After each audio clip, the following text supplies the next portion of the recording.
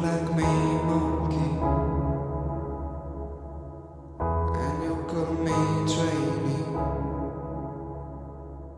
I'm not a slave, alright.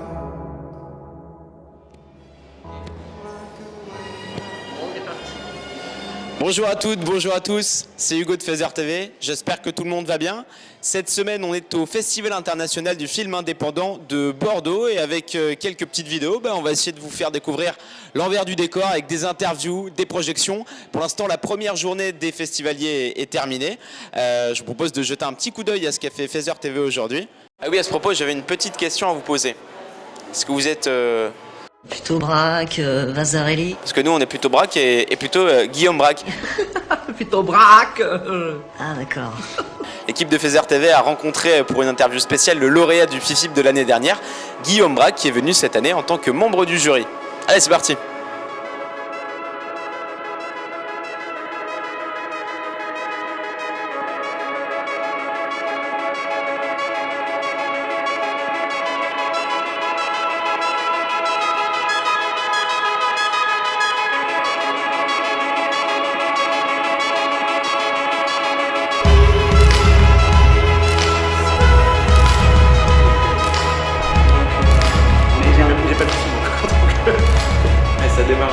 L'année dernière, vous avez gagné le prix du jury du FIFIP et cette année, vous êtes membre de ce jury. Vous avez une relation particulière avec ce festival ? C'est sûr que là, il y a eu 3 éditions du FIFIP, enfin c'est la 3e, et du coup j'ai la chance de faire partie de 2 éditions. Donc c'est sûr que j'ai une relation particulière et avec le festival. Et en plus, c'est la première fois que je participe à un jury de ma vie, donc je suis content que ce soit ici. Et quand Nathan Renaud du festival m'a proposé, j'ai tout de suite accepté. Et c'est vrai que je trouve ça plus émouvant de faire ce genre de choses, participer à un jury dans un festival avec lequel on a déjà une relation en fait. Ça m'aurait fait bizarre en fait. Enfin, j'espérais secrètement que cette première expérience se passe dans un lieu qui avait un sens pour moi en fait. Et je sais qu'il y a 2 festivals en France qui ont compté particulièrement pour moi, c'était Brive, le moyen métrage, et puis il y a eu Bordeaux pour le long métrage. Et du coup, voilà, j'espère que ce soit l'un des 2 qui me propose. Alors, donc, on vient de le dire, vous êtes membre du jury cette année, mais vous venez aussi en tant que réalisateur au FIFIP. Vous avez présenté ce matin dans le cadre du programme jeunesse Un monde sans femmes, moyen métrage que vous avez réalisé en 2011. Et donc, Feather avait envie de vous poser quelques questions concernant votre vision du cinéma. Et d'abord, quand on parle de vos influences, enfin d'après ce qu'on a entendu, on entend beaucoup les noms de Jacques Rosier ou de Maurice Pialat qui reviennent. D'abord, est-ce que c'est vrai ? Et qu'est-ce qui vous plaît dans leurs films ? Et qu'est-ce qui a directement influencé les vôtres par la suite ?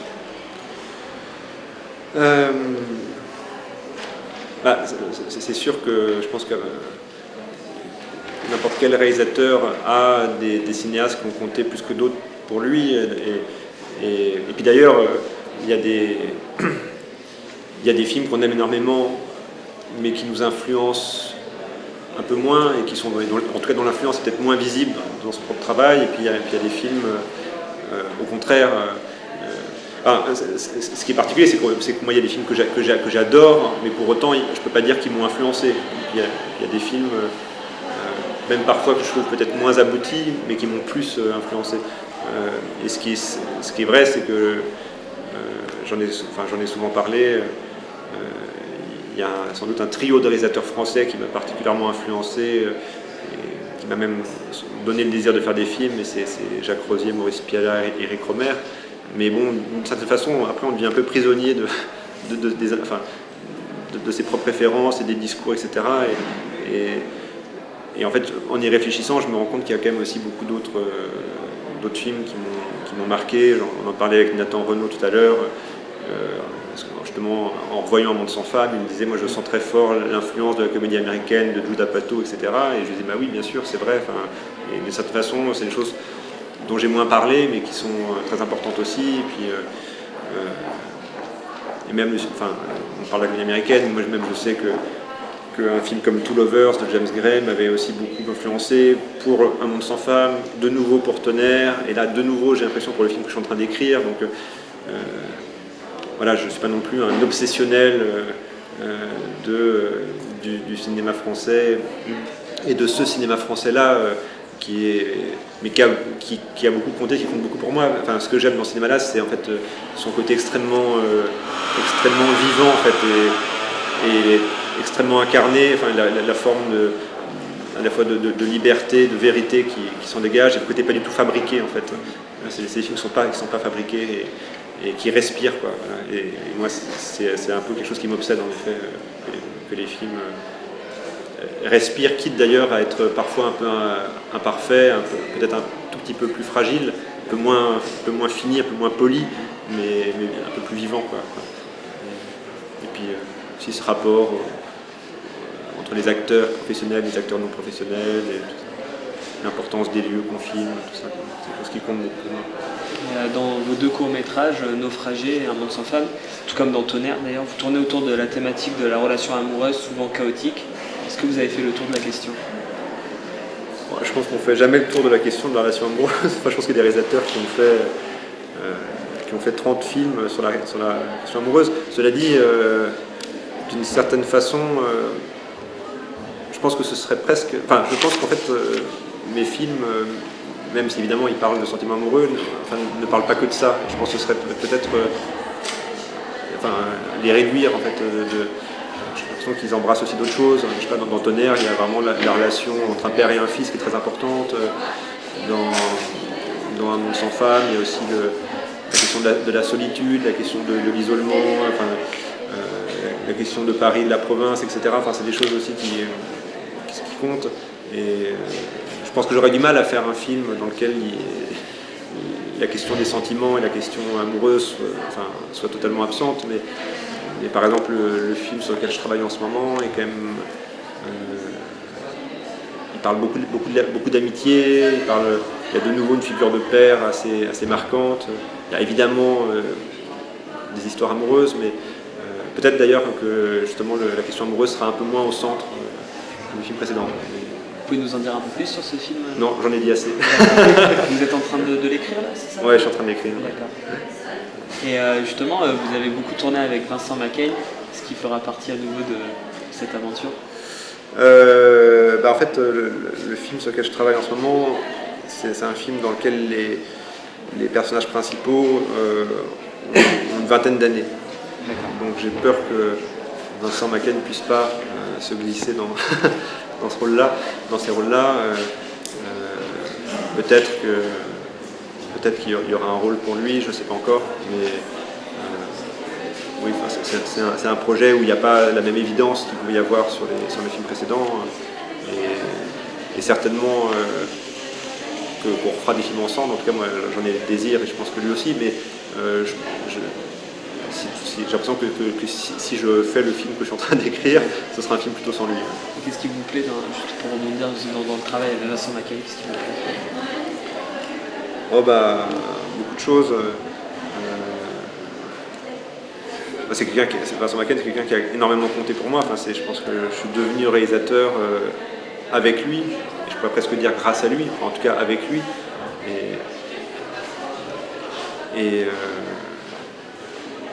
J'ai découvert vraiment ce que c'était qu'un acteur grâce à lui. J'ai découvert ce que ça pouvait apporter à un film de filmer quelqu'un avec qui on a une relation vraiment forte d'amitié, pour qui il y a un sentiment réel, quoi. Et la façon dont ça peut après se sentir dans le film. Et puis cette espèce de compagnonnage, le fait de progresser ensemble, de grandir ensemble, c'est des choses très importantes. Et puis évidemment c'est un acteur, comme il y en a assez peu, c'est un acteur rare. Donc j'ai eu énormément de chance en fait de tomber sur lui dès le début. J'aurais pu beaucoup plus mal tomber. Est-ce qu'on peut parler d'une relation un petit peu à la Truffaut-Léo entre vous, qui vient de se mettre en place au cinéma et qui continuera peut-être par la suite? Est-ce que c'est de cet ordre-là? Alors, ce qui est très étonnant, c'est que on parle toujours de Truffaut et Léo, alors que dans l'histoire du cinéma, il y a d'innombrables relations entre un réalisateur et un acteur. Jeunet Pinon. Ouais, on peut dire Jeunet Pinon, je n'aurais pas pensé à ça spontanément, mais même il suffit de prendre le cinéma américain récent.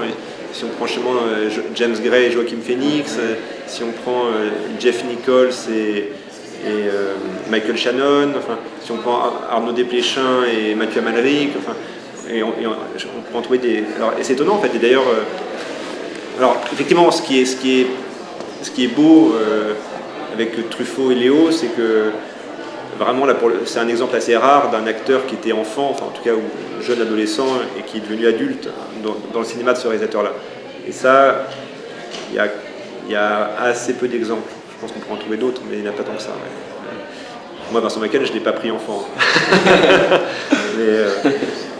mais c'est vrai qu'on a un peu grandi ensemble.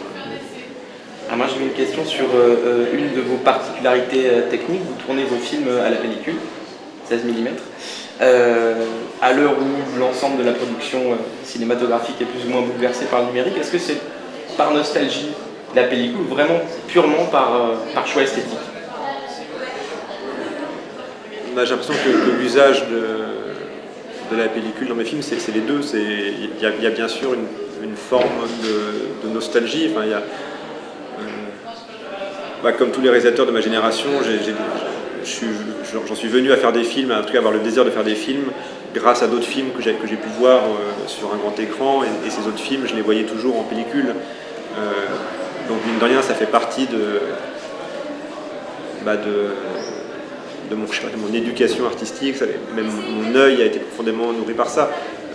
Après, il y a des réalisateurs qui arrivent plus ou moins facilement à basculer vers le numérique. Moi c'est vrai que c'est plus difficile.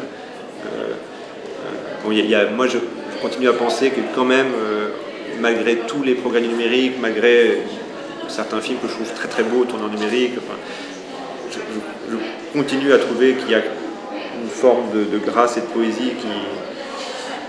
Bon, après, il ne faut pas non plus idéaliser, parce qu'il y a aussi des films en pellicule qui étaient très moches et très mal tournés. Hein. Mais quand je parle d'un grand film en pellicule et d'un grand film en numérique, je trouve qu'il y a quand même quelque chose qui se perd un peu. Mais bon, après, ça peut être aussi un peu réactionnaire de voir les choses comme ça. Je ne suis pas particulièrement passéiste. Et même je m'étais convaincu que mon prochain film, je le ferai en numérique. Je l'avais juré à ma productrice. Et puis là, j'avoue que je suis pris par le doute en ce moment. Je commence à me reposer la question. Moi, ce qui m'intéresse toujours, c'est ce mélange entre les deux. Alors justement, pour rebondir sur la comédie, c'est vrai que on a tendance à dire que vos films sont des comédies dramatiques, où à la fois on a la cruauté des sentiments, des rapports amoureux, et aussi l'extrême tendresse et la passion. Est-ce que l'utilisation du rire, justement, de la comédie, c'est pas un moyen de réunir les deux? Pas du tout. Si, bien sûr. Alors, ce qui est très intéressant, c'est que il y a un des réalisateurs français les plus importants, qui est Bruno Dumont, qui a fait ce film extrêmement étonnant et que j'aime beaucoup. Enfin, j'aime énormément, Petit Quinquin, et qui expliquait qu'il avait compris qu'en fait, ce qui était le plus fort au cinéma, en tout cas ce qui lui maintenant l'intéressait le plus à compter de ce film-là, c'était l'articulation entre ces deux tonalités, ces deux émotions contradictoires, qui sont le rire et la tragédie. Et je trouvais ça extrêmement intéressant qu'ils le disent, et même qu'ils le disent à ce stade-là de sa carrière. Et moi, il se trouve que c'est quelque chose dont j'ai eu l'intuition en fait, dès mon premier court-métrage, en fait, que c'était ça en fait, qui m'intéressait le plus. Et je pense que ce contraste de registre, ce contraste émotionnel, permet en effet d'aller assez loin en fait, dans l'émotion. Et ce matin, il y avait cette projection avec des scolaires, avec un public scolaire d'Un monde sans femmes, qui était précédé d'une partie de campagne, qui est d'ailleurs un film absolument magnifique, et qui d'ailleurs lui aussi a vraiment des vrais saillies comiques, presque burlesques. Et ça m'a frappé, je n'avais pas souvenir que le film était aussi drôle. Mais du coup, j'ai l'impression que le spectateur est dans un état d'autant plus vulnérable en quelque sorte qu'il était dans un éclat de rire, et que tout d'un coup il y a quelque chose qui le transperce, une émotion qui le transperce, et c'est comme si ça crée des espèces de montagnes russes émotionnelles qui sont à mon avis très riches et très précieuses. Enfin, en tout cas moi c'est ce qui m'intéresse le plus, et d'avoir un gag juste avant. Je sais que là dans Un monde sans femme, Il y a une scène où on mange des fraises avec de la crème chantilly, du sucre, etc., qui est un peu burlesque, puis juste après, il y a quelque chose d'émouvant. Et puis, enfin bon, voilà, et ces contrastes-là, j'y tiens beaucoup.